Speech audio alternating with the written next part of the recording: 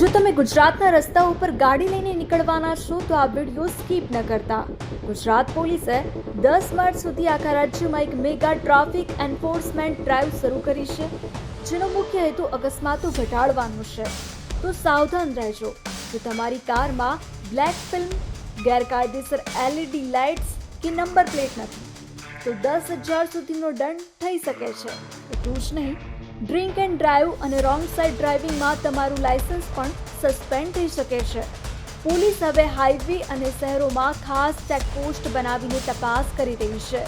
નિયમો પાળશો તો દંડથી બચશો અને તમારું જીવન પણ સુરક્ષિત રહેશે.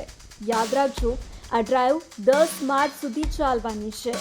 આવા જ લેટેસ્ટ અપડેટ્સ માટે અત્યારે જ સબસ્ક્રાઇબ કરો.